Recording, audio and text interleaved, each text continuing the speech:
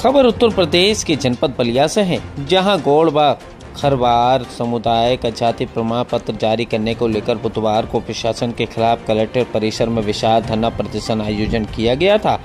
इस दौरान भारी संख्या में पहुंचे इस समुदाय के लोगों पर कड़ा विरोध जताया और मांग की कि तब तक जाति प्रमाण पत्र जारी नहीं हो जाता तब तक यह धरना प्रदर्शन अनवरत इसी तरह जारी रहेगा। मुख्य अतिथि के रूप में पहुंचे वरिष्ठ छात्र नेता नागेंद्र बहादुर सिंह झुन्नू ने कहा कि गौड़ व खरवार जाति के लोगों का अगर जाति प्रमाण पत्र जारी नहीं किया गया तो आने वाले समय में इससे भी बड़ा आंदोलन होगा और हर चट्टी चौराहे पर प्रदर्शन किया जाएगा। राजेश गौड़, प्रदेश अध्यक्ष अखिल भारत परिषद गौड़ महासभा उत्तर प्रदेश। देखिए, यह देश संविधान से चलता है और संविधान ने बलिया में गौड़ और खरवार को अनुसूचित जनजाति में परिभाषित किया हुआ है और उत्तर प्रदेश से विभिन्न शासनादेश भी आए हुए हैं। यह कलेक्टर की मनमानी नहीं चलेगी कि यह कह देगा कि गौड़ खरवार नहीं है। मैं कहना चाहता हूँ कि 1891 में लगभग 140 साल पहले जब अंग्रेजों ने जनगणना कराई थी तो बलिया में 28,785 गौड़ हुआ करते थे। इंग्लिश में लिखा the distribution of the gods according to the census of 1891। 1891 में गोरे अंग्रेज थे तो यहाँ पे 28,785 गौड़ थे और यह काले अंग्रेज आ गए तो यहाँ से गौड़ कौन से समुद्र की बाढ़ आ गई और गौड़ यहाँ से पलायन कर गए। यह कलेक्टर की मनमानी नहीं चलेगी और 1 घंटे के अंदर ये अगर नहीं आते हैं तो भाई झुन्नू सिंह के नेतृत्व में, जिसको सब लोग जानते हैं, नागेंद्र बहादुर सिंह झुन्नू आंधी हैं और यहीं से निकलेंगे और टाउन डिग्री कॉलेज का जो चौराहा है जाम करेंगे और इसका हाथ पैर फुलवा देंगे, लेकिन प्रमाण पत्र हम लेके रहेंगे। वो हमको हमारा संवैधानिक अधिकार है, संविधान ने पारित किया हुआ है। ये इसकी समीक्षा नहीं कर सकते।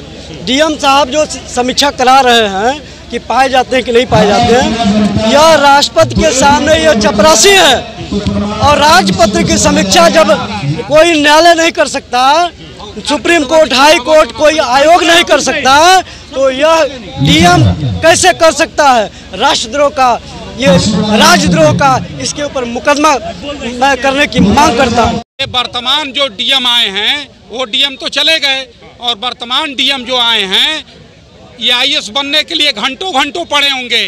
उप जिलाधिकारी आईएएस पीसीएस बनने के लिए घंटों घंटों पढ़े होंगे। अधिकारी बन जाते हैं तो ढंग से राजपत्र का और शासनादेश का अवलोकन तक नहीं करते। लेखपाल की आख्या शासनादेश के अनुरूप है कि नहीं है, बस अग्रसारित करके अपने हस्ताक्षर की चिड़िया बैठा देने का काम कर रहे हैं। तो इन लोगों को अपने संवैधानिक दायित्वों का निर्वहन करना चाहिए।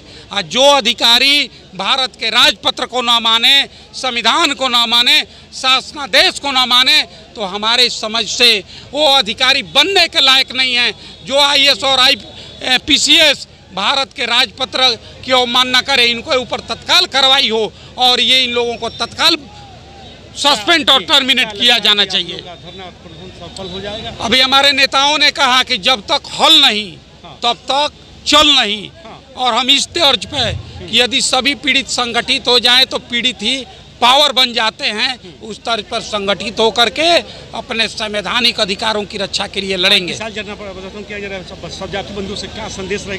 हम यही आह्वान करना चाहते हैं कि देश की आज़ादी के लिए जिस तरह राम जन्म गौड़ अंग्रेजों की गोली से शहीद हो गए 1942 में, हमारे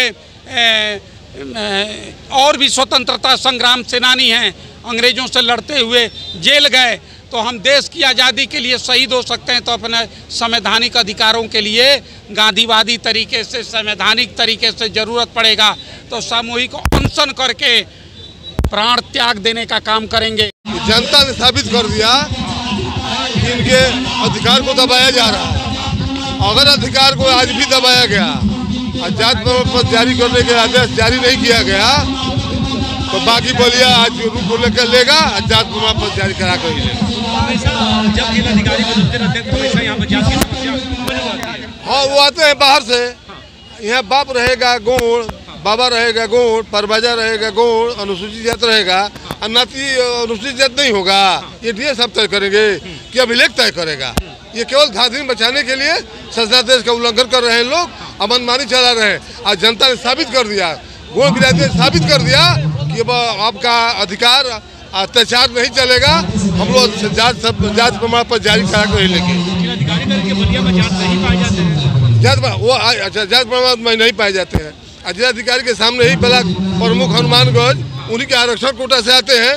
जिलाधिकारी से पूछना चाहूँगा कि वो कहाँ से आते हैं? प्रधान आरक्षण कोटे से आते हैं। वो कहाँ से आते हैं? जिला पंचायत सदस्य हैं, वो आरक्षण कोटे से इसलिए वो कहाँ से आते हैं?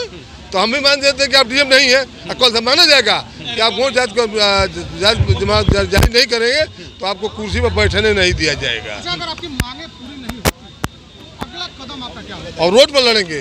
आज कार्यालय प्रदर्शन कर रहे हैं, हर एक चौराहे और रोड पर लड़ेंगे और जांच प्रमाण पत्र जारी करा करेंगे। कुर्सी पर बैठने नहीं देंगे, ऐसे में मजा नहीं काटने देंगे।